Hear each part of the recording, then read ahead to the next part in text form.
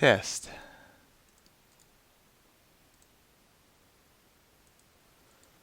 Test.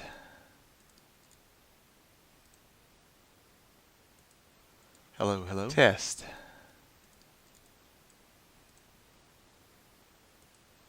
Hello, hello. Test.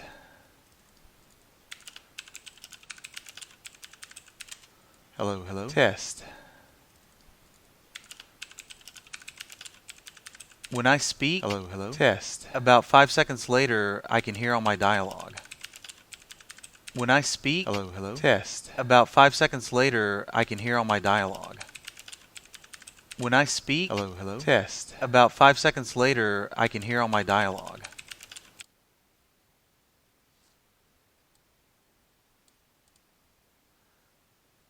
Ah, okay.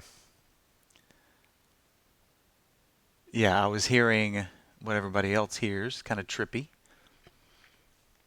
Okay, so is everybody hearing me okay?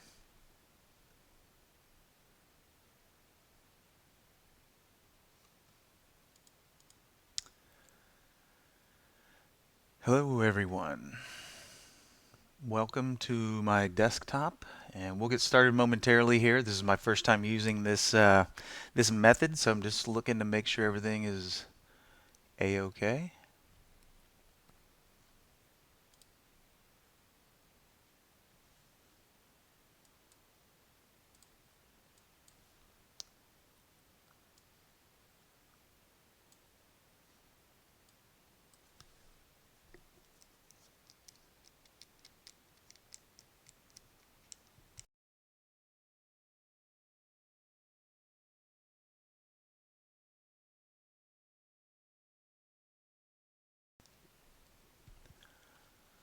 Okay, hey, what's up, Andy?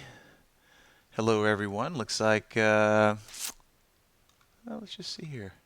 Just trying to check out how many people have joined us thus far.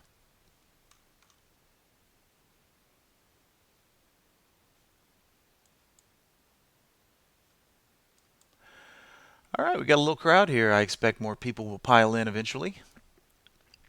And here we are at the top of the hour. And I do believe we have allocated an hour for this session. Correct me if I'm wrong there, Mr. Linloff.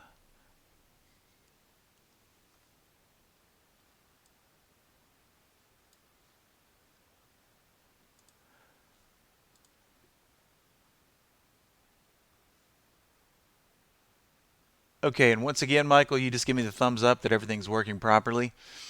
Then we'll get going here. All right, welcome everybody to the Trade Ideas support session where we can talk about anything TI related. You can see my desktop here. So I've got the questions panel popped out, and we'll just wait for some questions to roll in here. And while we're doing that, yeah, market took a little pop to the downside as we can see. Let me go ahead and get rid of that pre-market area right there. There we go. And just kind of vacillating down to this area right here, which is currently acting as a little support level. What is this strange color? What is this red color here that we haven't seen in, well, we've seen a little bit, but mostly green lately. Reversal setups. Well, there's a lot of different ways that we can find reversal setups there. Um, I don't want to butcher your name. I'm going to take a guess here and say Danny. It really just depends on your definition of reversal. You know, how much a stock has to go up or down before it makes the turn. You know, and what kind of time frame are we talking about? Intraday or daily? Some might even stretch it out to weekly or monthly. So first and foremost, Danny, what about your time frame there? What kind of time frame are we talking about there? Because if you're talking about intraday, look what we have up here on the SPY. One could say that that was a nice reversal on the intraday for the SPYs. This wick has been put in down here. But once again, okay. Um, Lots of different ways to skin that cat. So we could do this. We could duplicate an alert window. A lot of people like to use the VWAP. volume weighted average price for figuring out when stocks are going to bottom or peel off from highs that they've made. So let's just take a look at some of these that have been coming through here. This guy right here, no, we had the potential of reversing up here, but this one's pushing on through. But let's just go ahead and get rid of the new high alert here, because sometimes we can use that for a reversal to the a stock that's been running up or the other side of the coin going down. But a lot of people are more attracted to a stock that's been going down for a while, think the selling is done, it's going to take a pop back up. So if I just pop into the search tab right here, I look for the VWAP filter, pulls it up for me. We look at these VWAP divergences right here, and we can add that alert, and then we can mandate our minimum. Okay, so once again, VWAP, what does it stand for? Volume weighted average price, and that is where the majority of the shares are traded for that day. It's also what a lot of the institutional traders get graded on when they have to get their client out of a big position. Typically if they get their client out right at the VWAP or better, then they're a hero. But if they got their client out of a big sell of IBM, the whole block and below the VWAP, well, they're kind of getting a bad report card there. So if we just put a decent value in here, say this thing has went down about 3% from where the majority of the shares have traded for the day, we might get some interesting results here, but I might have to tweak the filter set just a little bit here. Let's see what I got going here. And let's see what this guy spits out. Okay, well, as we can see here, not the most severe downturn. It's not like a V bottom or anything, but it is showing us, and it would be best if I went ahead and inserted a quality column here. Stand by. And while we're on that topic, what is the quality column? The quality column is always going to show us the value. And then if I go ahead and, just so we can see what we're looking at here, the type of alert, it's going to show us it's the VWAP divergence alert. So we got a VWAP, and it's telling us the value. I set the minimum of 3, but it's showing us currently SPCE. No wonder. Okay. I clicked on the wrong symbol there. This looks a lot more interesting here.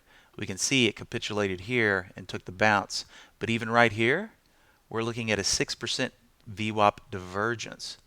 Now, let's just take a look at the history here and see when SPCE first started showing up. That's the 10:30 bar my time. And we can see we're getting closer. Waiting for my arrow. There we go. Okay, so check it out right here. Today, at 10:39 Central Standard Time, we got the alert right here, and check out the VWAP divergence. It was 10% away from most of the volume for the day today. All right, and we can see took that nice little bounce right there. I don't know why my arrow just disappeared. Get it to redraw there. 3, 2, 1. Give me my arrow. There we go. Don't know why it's taken so long to show up. But for example, when that 10% VWAP divergence had hit, we could even see it was a little bit more out of whack down here. But a lot of the times, that is when something might take a nice bounce, when it gets too far away from the volume weighted average price, and you can apply that to intraday or daily, so forth and so on. Would have been a nice little intraday bounce there. Of course, as this is happening, getting that wick print down there, yeah, that's idealistic at best. Doesn't mean it can't happen, but it's like bottom ticking and top ticking. If we're long something, are we going to get out at the top on an intraday basis? Maybe sometimes, but it would be the exception and not the norm. So a lot of the times when something like this is occurring in real time, we can consult the daily to try to establish, okay, what might act as some decent support. And when we look at the past 3 days here, even though this does create a range, it looks like it's trying to adhere, to this level right here. Of course, when you have a smoother base, it's easier to tell. But the bottom line is this. A lot of the times when people are trying to catch the knife, in other words, because That really is what we're doing on an intraday basis.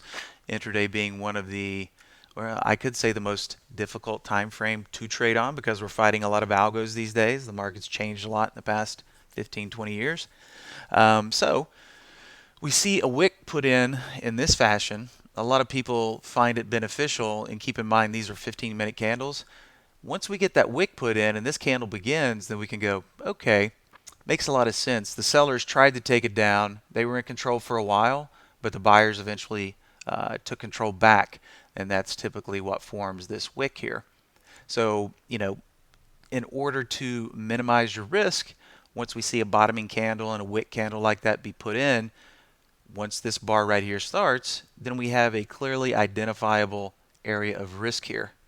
So once this candle started, perhaps we could have made a buy here and used the bottom of this wick as our stop loss. So on a roughly a $33 entry, we're giving it about 50 cents as the downside risk here. And in this case, we'd be enjoying, if we did get it somewhere right around 33, 33 and a quarter as this candle opened, then we got a nice scalp going on here. So that's one of the go-tos for intraday bottoming patterns. So Danny, let me know if that's making sense to you. If I need to go into more detail, I'd be happy to do so.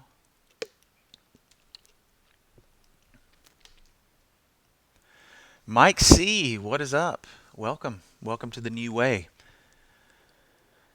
Yeah, the quality column right here. Notice since I'm using the VWAP, it's going to give me the value. Keep in mind I inserted a minimum VWAP divergence of 3%. So whatever alert we have activated here, this guy's going to give us the exact value. So obviously we would not see anything less than a 3% VWAP here. But in this case, 10%, because when we put the 3 in the box, we're mandating a 3% minimum, and it could be a lot higher. So it's going to be tied to the specific alert. So for example, if I got rid of this and I reactivated my new high, and we took a peek at the history here for today, example, DG right here, we're just asking for an intraday high, but it's telling us, hey, by the way, this is the highest the stock has been in 119 days. And when we look at the daily over here, if we counted back 119 days, this is the highest that it's been. So in essence, DG is hitting an intraday high as it popped this high up here and got above that wick, but it's also a 119-day high, where SRPT is had a reset. Obviously that one's been beaten down for a while, so it's hitting an intraday high up here, and it's like, okay, it's starting over at a 0-day high, whereas if we look at HPQ, it's the highest that the stock has been in 9 days. Therefore, the quality is telling us, yep, intraday high is this little wick popped out here, fell back down into the range, but by the way, that was a 9-day high. Let's do one more. And I'll just pick something at random here. Let's say a 25% pullback from highs. We want to use that one instead. This is going to give you the value of the pullback. So REG went up here and popped a high, but then it pulled back 25% from its high. And that value is 65 cents, right? So once again, the quality column is always going to show you the exact value of the alert that you have in play on top of your filter set. So hopefully, Danny, that makes sense. Yeah, Mike C, I've been out of the pocket, so to speak, for the past 2 weeks. Got some crazy stuff going on back in Texas land that I've had to deal with, but it's good to be back.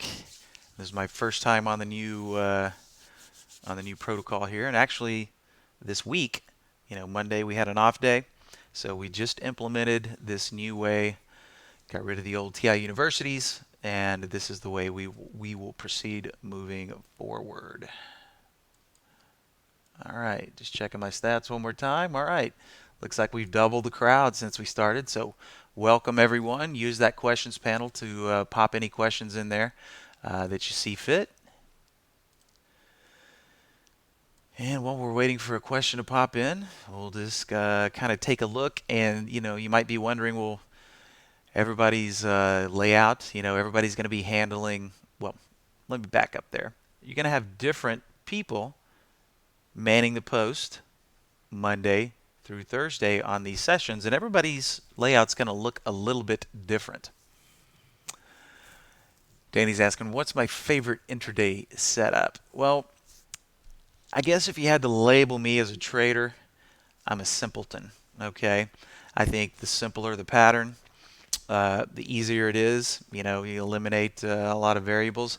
I like range breaks. Okay, so that's a good time to explain what a couple of the windows on my layout, what am I using them for? All right, so got this guy right here, 1, 2, 3, and 4 right here. Now you might notice the titles here, turbo breaks up and down, and then these are variants of these core windows. Turbo up family, no resistance. Turbo down family, no support. Okay, so first and foremost, these were created first looking for intraday range breaks. Okay, and I don't really care what event it is that you're looking for. As traders, we'd like to have magical windows that just spit out perfect setups so that everything that comes through meets the criteria to the T. But that is what we might call idealistic, right? And we don't live in an idealistic world, and certainly the market is not idealistic. So I'm just going to scan through these symbols kind of at random here until I see something that I might consider a decent setup. Okay, I clicked on a few. I clicked on ALNY here. Now, we got the daily over here. We got the 15-minute intraday here. Opening candle here this morning. Had a nice little, opening 1, 2. We had 30 minutes into the session where we put in the highs right here. And of course, if we were looking at 5-minute candles, we'd see more bars, but just, the pattern is the same. So we put in the high right here on the open. We tested the high right here. We had a low in the opening 15 minutes as well. And look what happened in the second hour here, or the second 30-minute period here. We got the first 15, 30 minutes in, then around about 45 minutes in, we break that opening range. So we just mark off the high and the low, and as soon as the stock got a lift above that high, we had technically what we could call an opening range breakout, otherwise known as an orb. So you can have orbs to the upside, orbs to the downside. If we would have broken this plane, it would have been an opening range break to the downside.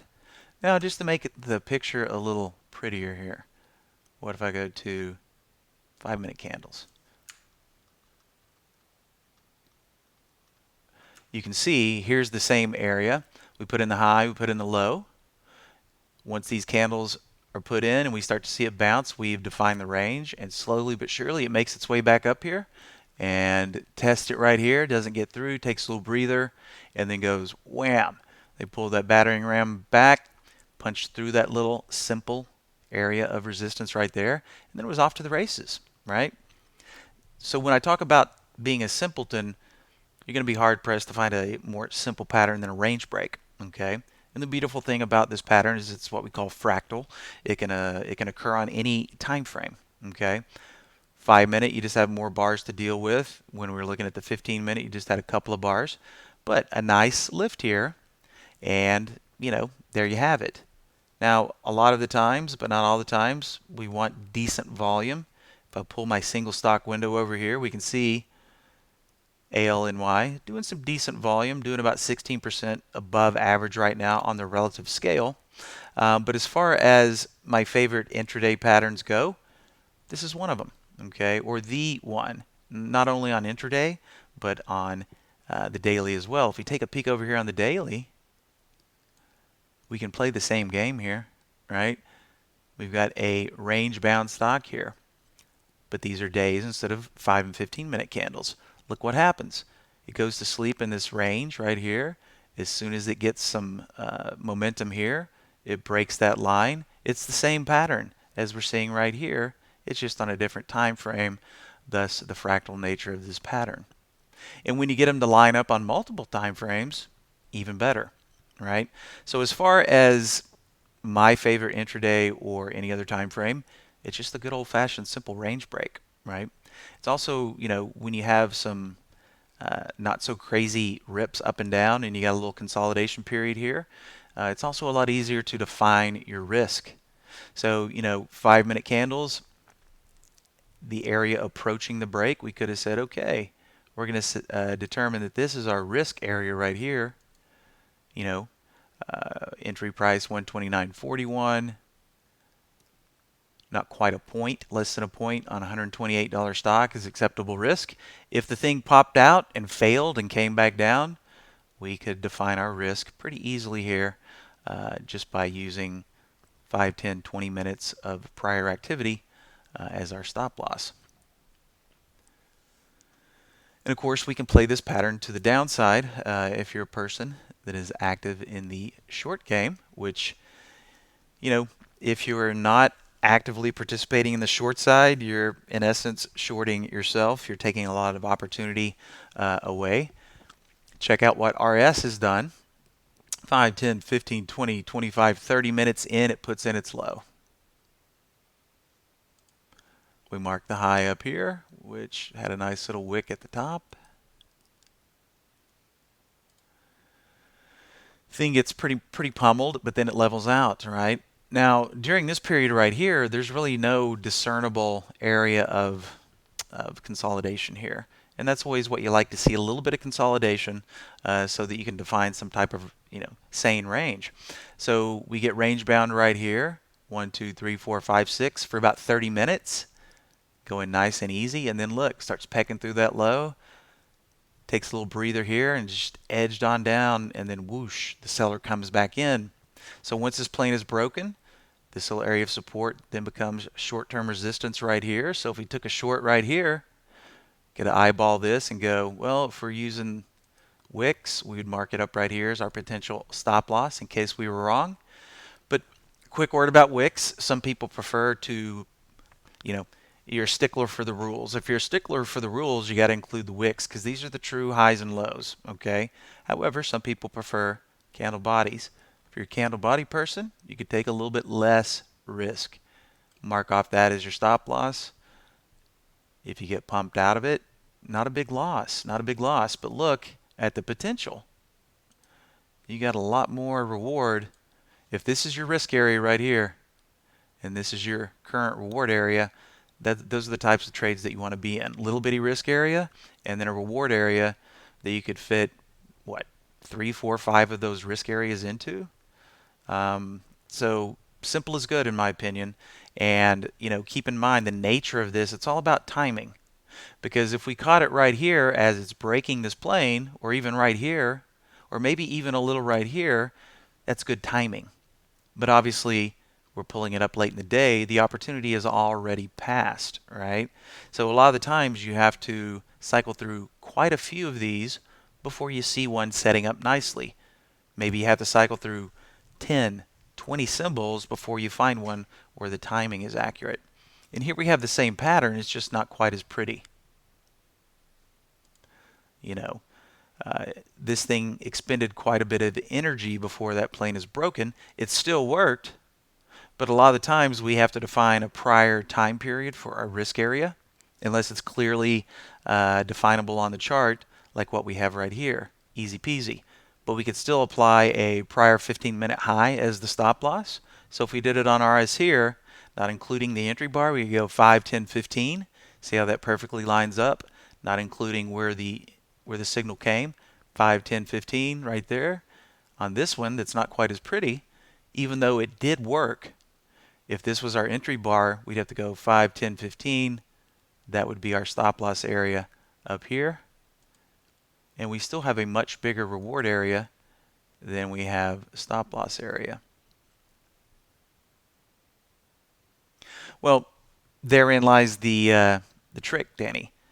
You can find these setups as they're occurring by watching these windows right here, which are using new high and low. Because guess what? This stock cannot break that plane unless it hits a new intraday low. Okay? So once again, it's all about timing. Timing is everything, right? This thing's going to be pretty active each and every day, but it's about catching them at the right time. Hey, great time right here, great time right here. You've kind of missed the boat after it's broken the plane here. Obviously, way down here, you're like, the party's over. You had to walk in the door back here to get this, right? So, let's check it out, E-Trade. As you may or may not know, big gap up in E-Trade today because Morgan Stanley is buying them, all right? Now, it's probably not going to go anywhere because it's a buyout. But there's a lot of stocks that'll set up like this. This is what we would call a kind of an A+ pattern. They're few and far between. But RS, pretty good pattern here. Now, one more thing to talk about when we're talking about these windows here. We're using the new high and low because the stock cannot break the opening range to the upside or the downside without hitting a high in this case, or a low here. But we're asking for some accelerated volume here, because with these opening range breaks, the more volume that's kicking through as these patterns emerge, the better your chances of success. So in this case, in these two windows right here, and it applies to the long side too for the stocks hitting highs, we're saying, hey, by the way, as this stock is hitting a low right here, it's got to be doing at least 3 times normal volume on the 1 minute time frame. Now we've got these filters in the 1 minute, 5 minute, and 10 minute. And these are all percentage filters. So when I'm using a value of 300 in the min field, that means volume on the 1 minute period has to be 3 times normal or higher. Okay? And a lot of the times it is higher. So let's notice how I have that 1 minute volume column as a metric, kind of the way I was using the quality column. So I'm mandating 3 times normal 1 minute volume, but I tell you what, let's do a little experiment here. Let's back it up,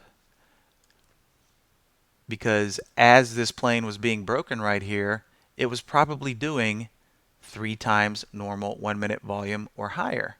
And we don't need to go in there and dig too much right now, but it's very interesting because as ETFC is breaking its low right here, you'd never be able to tell it just by eyeballing the chart and the volume bars, but it's doing 10 times normal 1 minute volume. As RS was going down here, it was doing 6, 7, 8 times normal 1 minute volume. So while that's no guarantee, once you're in a trade and it's working, or when you're thinking about making that trade right there and you see volume on the 1 minute period 300, 4, 5 times normal, then that's a good sign, because volume can be the great equalizer. It's not a guarantee. But when we look at Reliance Steel here, relative volume, it's on pace currently to do 4 times normal volume if the volume continues, because relative volume is really good for getting your attention, but sometimes the volume can get sucked out of a stock. I did a bunch of volume in the first 2 hours and then it dried up, right? So check out my little friends right here. Volume in the 5 minute period, volume in the 1 minute period. Currently, and it just changed, volume in the 1 minute period is almost 2 times normal, but volume in the 5 minute period is still holding well over 3.5 times normal here. So that gives us an idea. Yeah, it's done a lot of it's on pace on the relative side to finish 4 times the amount of volume as it normally trades in any given session. But look at the 5 minute volume, it's still almost 4 times normal, letting us know, yeah, that volume is still coursing through RS in a big way. All right, let me peruse the questions panel here. And by the way, Danny, all of these windows that you're seeing on my desktop, and we'll talk about these modified versions of Turbo Up and Turbo Down as well, can be found if we go to the channel bar here and we scroll down to channel 4. If I click on channel 4, you're going to notice a bunch of very small windows, and this isn't really for viewing the windows, channel 4, it's for you to grab the windows that you want to use. So here's turbo brakes up and down right here.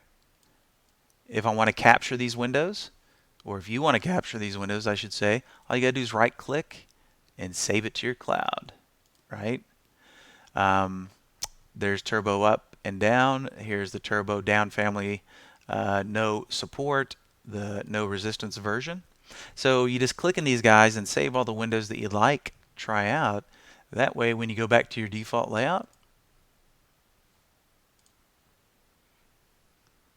mine pops up just like it was because that's the way I've saved my default layout. But if you wanted to then find those windows in your cloud, you just say load from cloud. You'll see the window there, and all you have to do is click on it. It's going to pop up, resize it, park it where you'd like it to be, get everything arranged, and then you'll just want to save your default layout before you exit. That way everything comes back up nice and tidy, just the way you left it. Okay, let me just catch up on questions here. Intraday setup.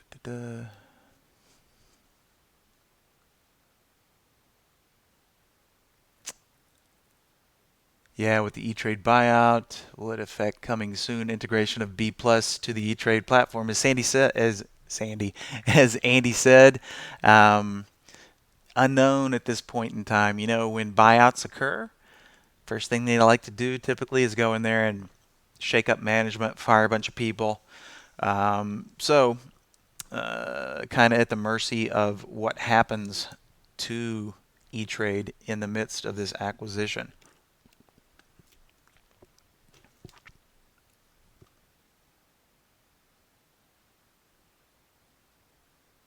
Okay, so don't see any fresh questions. So once again, when we're using these windows to try to identify, what could be a range break. I mean, this one is real sloppy, but nonetheless, we can see right here, this was the prior high, and it's trying. It's up here right now. Will it hold? Maybe, maybe not, depending on volume and all that good stuff. Let's park this guy right back down here again.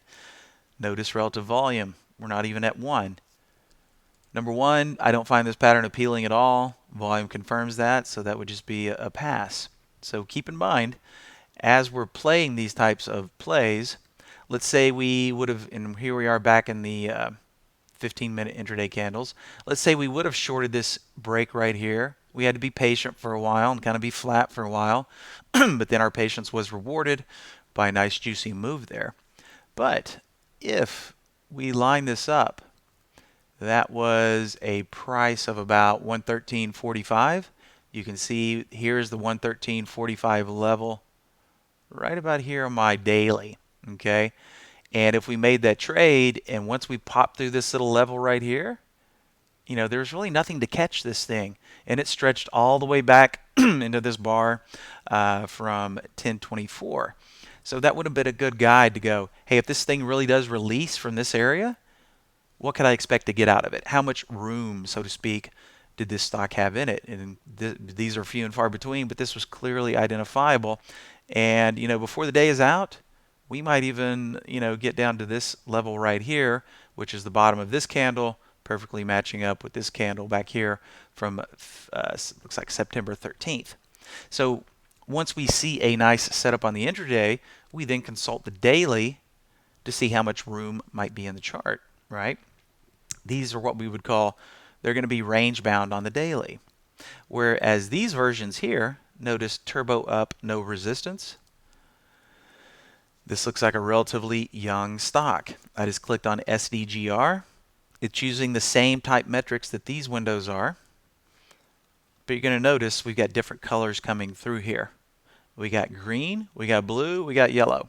Okay, so green stocks are going to be, they're going to have a market cap of 4 billion or higher. And you can see from my single stock window here, Voya, just click on Voya. We can quickly see the market cap is 8 billion, so well above 4 billion. If you see a blue one coming through, it's going to be capitalized between 2 and 4 billion. So we can see, there it is, the market cap right there of 3 billion. And then the yellow ones are going to be the smaller cap guys of 2 billion or less. So we click on SDGR. We notice it's only had 1, 2, 3, 4, 5, 6, 7, 8, 9, 10 days of trading. right?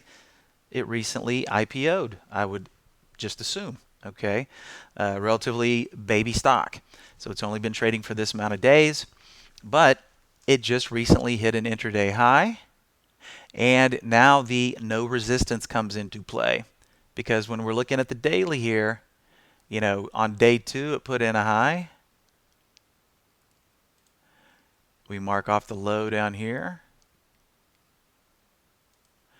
And then the same type of range break pattern occurred. Yesterday it popped through here, got some traction, man, threw a wiggle to everybody down here, but then boom, boom, boom. Okay, so if I were in this stock based on this range break here over on the intraday, let's say I'd been in the chair and went, ooh, it looks good right here. I would have had to sit a little bit of a wiggle, but then boom, buyers step back in. Things doing some good relative volume, traded almost a little over 3.3 million shares today. But where's the resistance that it could run into here? Well, this is the whole chart. So thus the term turbo up family no resistance. These have the added filter that the stock has to be at a lifetime high. So if you catch a good setup on the intraday where risk is tolerable, and then it's popping all-time highs, there is no resistance apparent. Now that doesn't mean it's just going to keep ripping up, but it's a very nice quality to have in a swing trade, right? Because there's nothing for it to bump its head into. So to your point, Danny, we can apply the same pattern using this window here. Same principles, same high volume, same simple pattern on the intraday for our entry, but with the added benefit of no apparent resistance. Okay. On the reverse side of the coin, we're going to have things hitting intraday lows, which we can peruse just like we were looking at the RS setup. So, we already talked about if we were short RS, look how it perfectly, went down to this area, the bottom of that candle and the top of this area that could potentially act as support, which right now it appears it's doing that. On the short side, another relatively young stock, Lizzie. Not going to bother to count up the days here, but you see what I'm getting at here. Put in the low on the second day of trading. Yeah, we could mark off the high. Kind of silly, but we'll do it anyway. Okay, so we got the range here, which really is mainly down here. That was the IPO frenzy. Might have what you call, if I could draw some people holding bags up here. People bought up here, people sold up here. The people that sold up here are a lot happier than the people that bought up here, I can tell you that. But then we have this multiple day, many days of consolidation before the sellers come back in on Lizzie as we break this prior low right here. And look, sure enough, it's selling off, right? And guess what? Do you see anything here that could act as support? No, because even though this is a relatively young stock, it is at all-time lows. It's what we might refer to as it's in the abyss or the hole, right? No apparent resistance. So if we're short from this level right here, around the $10.15 area, we're enjoying some nice gains. We've got a clearly identifiable stop loss at break even or maybe up to this level in case it goes against us. But you see, this pattern can turn into a very decent swing trade, assuming you're comfortable with the risk. If we keyed off the intraday, we got a little cushion going into the close, even better to try and hold for a swing. And to that point, Danny, any trade based on what's going on the daily or weekly, if you prefer to even stretch it out further, everything kind of starts as a day trade, and then depending on whether you hold it overnight, it can be a good day trade, or swing trade, based on what you see going on in the daily or the weekly chart.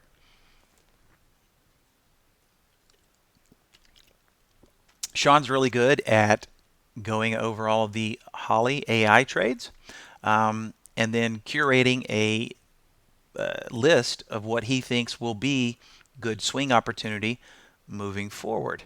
And Sean publishes this information. So if you'd like to follow Sean on Twitter, he is at Chicago Sean, SEAN, at Chicago Sean, delivering curated AI generated swing potentials. I think on a weekly basis there, Sean. I don't know how often you update the list, but it's pretty frequent.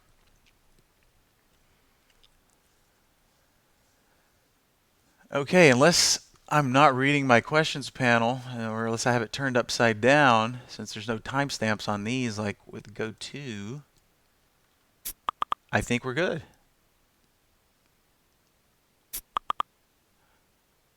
Why am I not seeing a timestamp?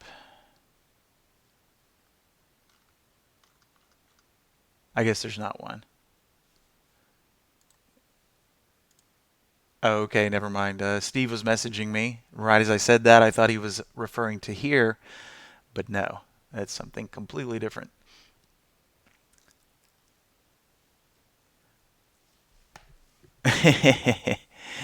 Yeah, I don't know about that guy. He's shady.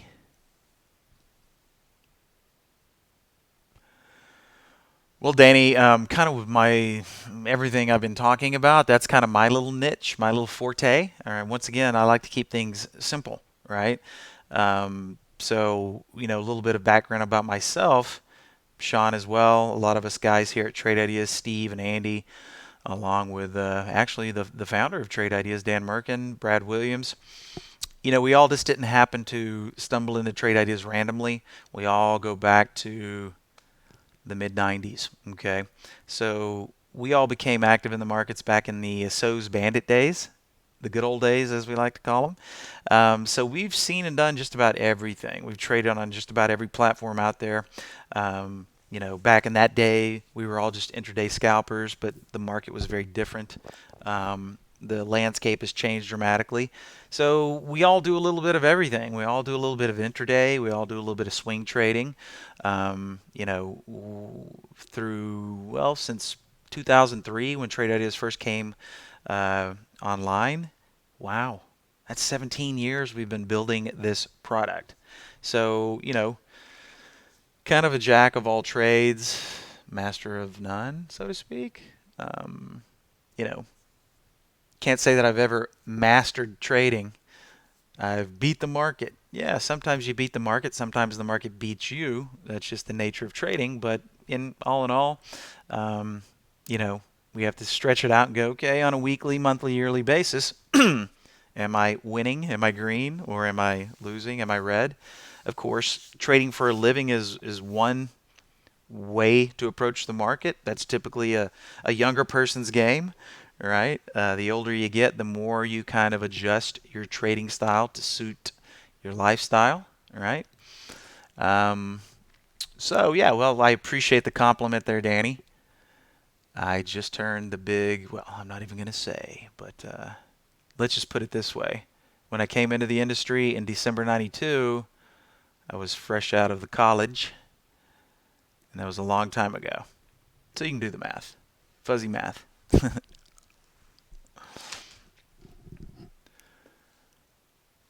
All right, let me just check attendance here real quick because yesterday we had a lot more people, and today we have many more people watching this session right now as we did in the traditional TI universities.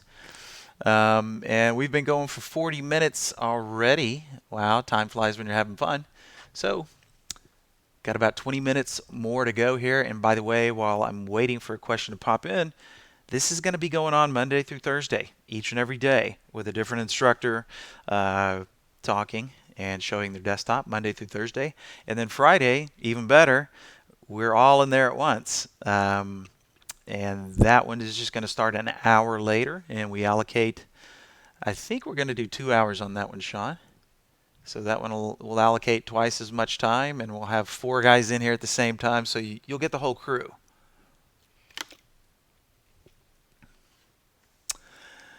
I'm so emotional while day trading. Can Holly take that part? That's a very good observation, and it's something that everybody grapples with. We often like to say that there's the two little demons sit on your shoulder. One's greed and one's fear, right? And they're never going to go away. What you have to do is you got to feed both of them a little bit so they'll shut up. Okay. So what does that mean? Well, it all boils down to trade and risk management, whether it's a Holly trade or whether it's a manual trade. Um, you know, A lot of the times people will get in the money on something and they won't take any profits. Before you know it, it's back down to zero, and then they might be losing money. Okay, so it's all about obeying your rule set, taking the emotion out of it. Okay, I'm going to make my entry. Let's take a look at snaps. What snaps doing right here? Okay, once again, pretty identifiable range break on the 15-minute time frame. And whether it's Holly or whether it's a manual trade, clearly identifiable. Okay, once the high and the low have been put in, then it's just a waiting game. So if I was fortunate enough to be watching SNPS or watching this ticker window here as this low right here was being put in, that's perfect timing. Okay, if I saw it here, that ship has already sailed. This is the optimum entry point, not down here. Ship has sailed, train has left the station already, right here.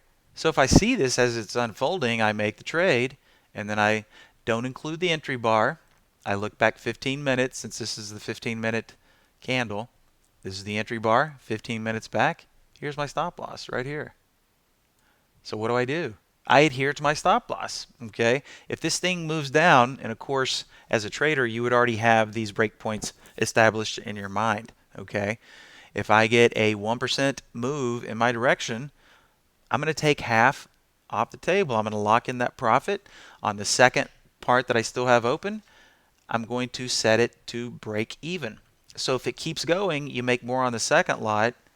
If it rolls back against you and stops you out of the second lot, you break even on that lot, but you still had a profitable trade in the first lot. Okay, so once you're in the money, everybody's a little different. Once I get up 1% or 2%, or maybe it's a factor of risk. If I'm risking, in this case, if I'm getting short at 156.81 and my risk is 157.88, about a buck, okay, whatever that would be if you're using a dollar as your risk value. Once you get up a dollar on the trade, that would be 1R. Okay, I'm risking a dollar. Now I'm up a dollar. I'm going to lock in that dollar. I'm going to set my second lot for break even, and then I'm going to forget about it. I'm going to look for other opportunities. In this case, you would have taken a dollar out of it, but if you got in at 156.90, you're up almost $4 now on the second lot because it never went against you and stopped you out. You took a buck on the first lot, now you're making 4 on the second lot. Make sure that doesn't get away from you. You had a very profitable trade there. Okay, but if you make $1, 1R on the first lot, and then buyers came in and it bounced and it broke even on the second lot, you still took money out of that trade. Okay, once again, that's very simple. Okay, but as traders, once real money's on the line, even though we have a fast, hard rule set, sometimes we panic and get out. So it's just as simple as that. Okay, simplicity is the ultimate sophistication. That's what Leonardo da Vinci said, and it's a really good rule to apply to trading. Okay, so it's just about rule management, having a plan, and sticking to it. If you stick to your rule set, the odds of success go up dramatically. Okay, now to talk a little bit about Holly, Holly can bring a little bit more. Holly brings statistical probability to the party. Here, I'm just a human waiting for the pattern to set up, and when I see it, hopefully I can act on it if the timing is there. But when I see this occurring, I don't have any statistical probability assigned to it. I'm just saying, hey, this is the pattern that I look for. The volume is kicking, and the pattern is simple, and I'm going to make the trade. And then I'm going to manage it accordingly based on my rule set that I've set up for myself. Now, with Holly, all of these strategies, this is the strategy panel here. These are all the trades that have been generated from these strategies that made the cut today. So with Holly, we have statistical probability being assigned to each and every entry. Pullback short came into the day with 87.5% chance of working. Anything coming out of pullback short today had almost an 88% chance of working according to the back test that the AI put in play last night and the optimization. Okay. However, we know that just because something comes in with high probability does not guarantee success. If it did, well, we would not be having this conversation right now. Everybody would just be playing statistical probability, making that guaranteed money, but that is not the way things work. Okay? Just because we have statistical probability on our side does not ensure success, but it's a really good thing to have on our side. So pullback short has produced NCLH today. Let me just sort alphabetically here. Nice trade. Okay. AI said, okay, I'm going to short it right here. We have statistical probability on our side, but guess what? The AI, even though it's bringing statistically weighted entries into the equation, it still has a rule set. Okay. Why did it get out of its trade? Profit save. Okay, and there's only 5 reasons why the AI will exit a trade in what we call conservative profit mode. And that's either, it's just like me and you. We make the entry, we set our stop loss. If it gets stopped out, it gets stopped out, just like MX right here. Holly bought it right here, and guess what? As soon as she bought it, not too long after that, we got the stop triggered. C'est la vie. That's what happens sometimes. Losers are part of the game. But the AI has a rule set. It's got a stop loss. Sometimes it has a profit target. And it also assigns a timed hold. So it's whichever one of those occurs first, stop loss, profit target, or timed hold. But then she also has 2 options where she can exit a trade prematurely, either in profit save mode or reduce risk mode. If the trade's not working, the longer time passes and the trade's not going in the direction that we think it is, it can exit on a reduced risk or profit save. Sometimes it's a good exit, sometimes it's not. But once again, it's got a rule set.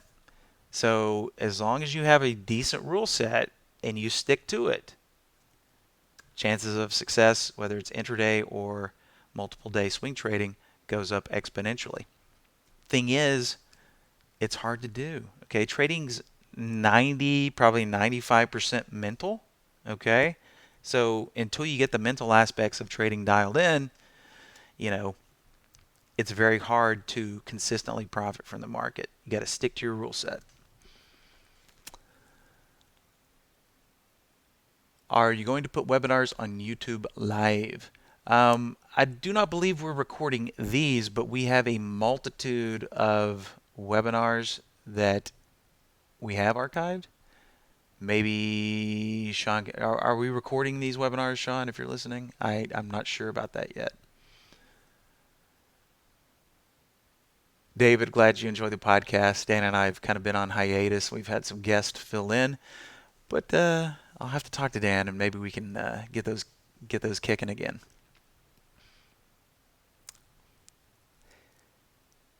Do you have some good links on the auto trading and the use of paper trading? Once again, best bet is just to go to our YouTube channel. Go to YouTube, find the YouTube channel, subscribe to it. Then once you get that little sub search box in there, you can search for all kinds of auto trading videos, Brokerage Plus videos, everything that you see in there is searchable.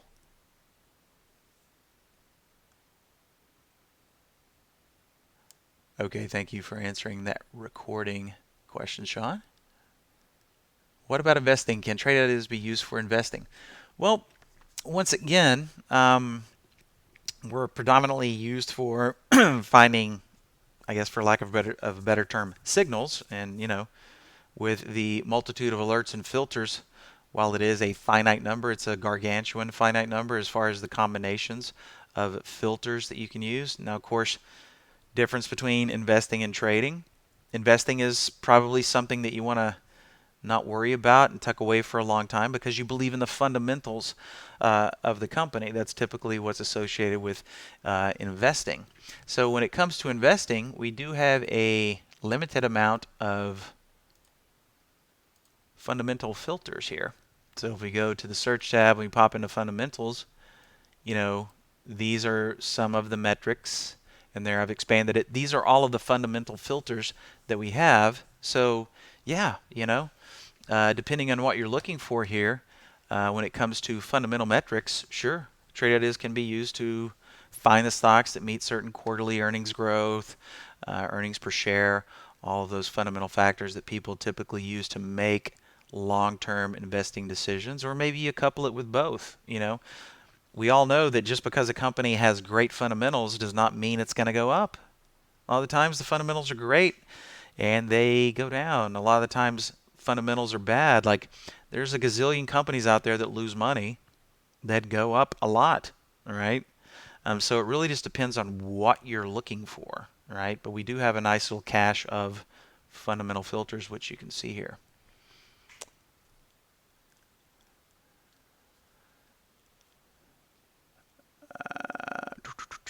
Yes, we do record, sweetie, the Monday through Thursday webinars. And if I pull up the Trade Ideas homepage, you can also access those by scrolling to the bottom, and I'll show you what I mean here. Okay, here we are at the Trade Ideas website. Go away. If I just scroll all the way to the bottom, you can see right here, webinar registration if you want to start getting the invites to the webinars. Also, this is the webinar archive.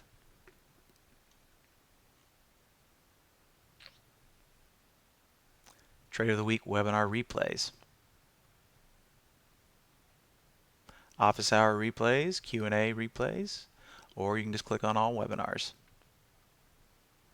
And once again, that's just going to take you to the YouTube channel. So if you go to the YouTube channel, Trade Ideas YouTube channel, and then you'll see you've got a little sub-search folder once you go to our channel. So it's a great place to search right here, just the TI channel.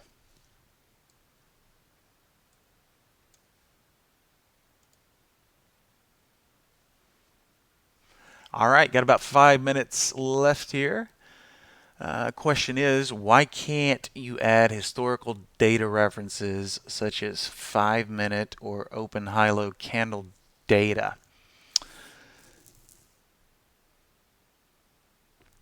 Well, for the same reason right now, we can't identify, say, a inside candle on the 5-minute intraday, right? Trade Ideas look back is not that myopic, so to speak, right?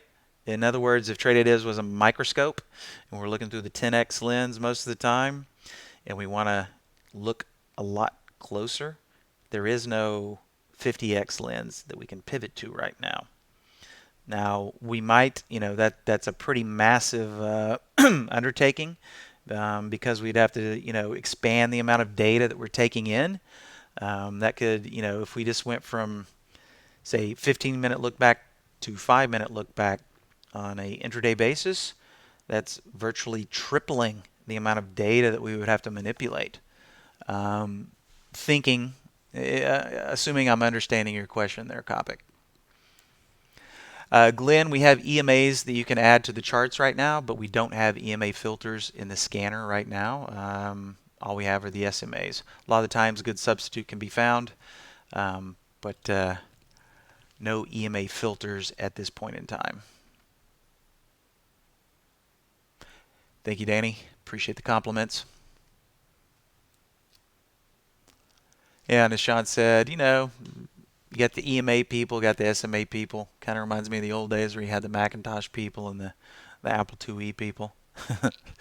Same thing with just different stuff. Mike, thanks for popping in as always. We'll see you around, I'm sure. Yeah, and you're using the, is that Easy Language? TC2000?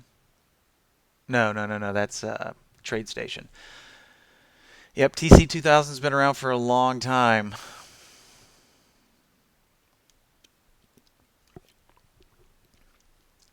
Every system's got its pros and cons, drawbacks, advantages, and unfortunately, Copic, that is one of the drawbacks right now. Now, having said that, you can always describe your event in an email and send it to info@trade-ideas, trade-ideas.com, and we can go, no way to articulate this specific metric into the system, or sometimes there's a custom filter that can be devised, but you never know until you see the specifics. Do I like IBD? Okay, well, Investors Business Daily, that thing we call a newspaper, I don't know why I just typed the symbol in there.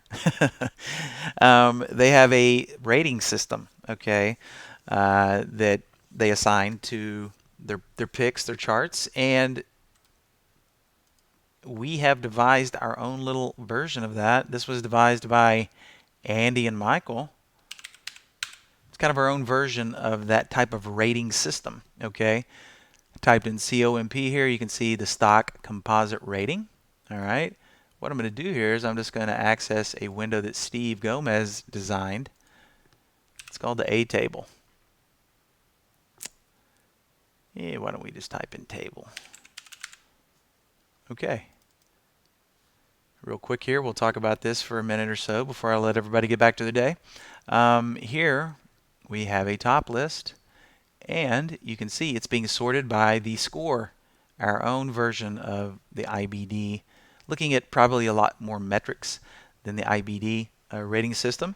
But the A table, as Steve likes to say, all the smart kids typically conversed at lunch at the same table, all the A students. And this rating system is very much like that rating system of grades, okay?